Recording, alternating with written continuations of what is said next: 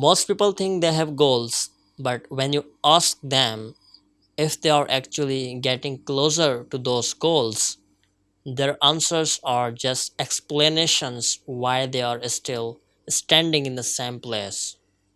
Excuses, justifications, and ways to escape from accountability. The problem is not that they failed, but the real problem is that most people never chose their goals consciously in the first place.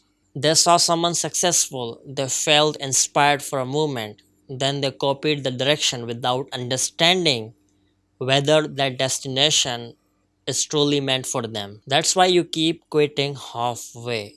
You chase what emotionally stimulates you in the moment, not what genuinely matters to you. Every new inspiration becomes new distraction for you. You change paths every time something looks more exciting, more attractive, and more meaningful from the outside. It is all because your internal system of navigation is broken. It is all because your internal system of navigation is broken. Every time something inspires you, you move toward it without asking, why does this attract me? Do I truly want this? Does this align with the life I actually want to build? You don't analyze the impulse, you obey it, and slowly your life becomes the collection of unfinished directions. As Denko says, if you don't design your life for yourself, the society will design it for you. And the society profits from your distraction. It constantly throws a new desire at you, new lifestyle, new identity, new way of living your life, and unconsciously you accept all of them and you keep moving without knowing where are you going. The people who are exceptional are different. They protect their direction. They become obsessed with a vision powerful enough to ignore all the other distractions. They understand something most people never learn. Direction is important than speed. They move slower sometimes, but they move with precision. Every action has an intention, and every decision has an alignment. When you are inspired by everything, you are committed to nothing. Your attention gets scattered, your mind becomes weak and indecisive, and eventually you become mentally exhausted without building something meaningful. So, what do you actually need? You need an ability to create your own path instead of emotionally reacting to everyone else's. You need an ability to stay committed long enough for your purpose to evolve. You need consciousness. Because right now you think you control your attention, but you don't. If you truly control your mind, random distractions and random inspiration would not steal your attention so easily.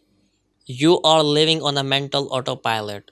You are unconscious, you are reactive, and you are compulsive. What you lack is metacognition, the ability to think about your thinking, to observe your own mind. Why do I want this?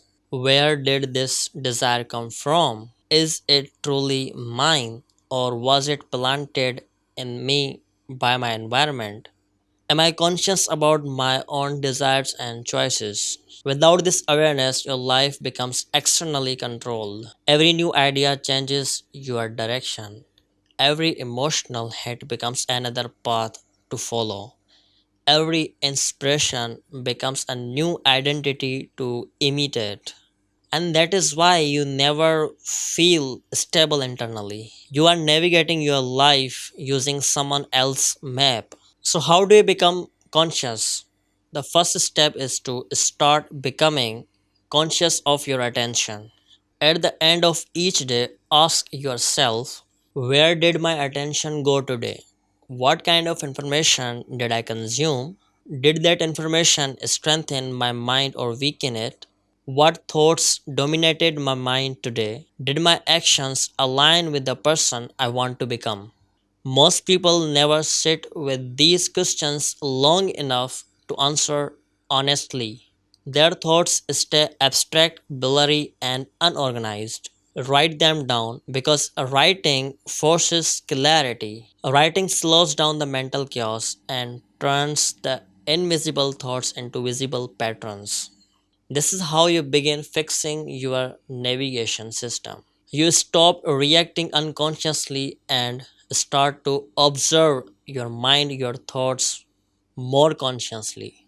And once you become conscious, you stop trying to play someone else's game. And that is the second step, play your own game. The moment you compare your life to someone else's lifestyle, success, or path, you unconsciously enter a game designed for them, not for you. And you will always lose there, not because you are not capable, but because the path was never built for your mind, your experiences, your values, or your purpose.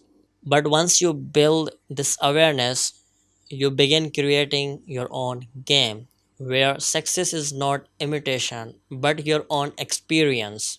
And slowly your life stops feeling random because now you are no longer reacting to random inspirations, but you are navigating to your own path with intention instead of just following someone else's path.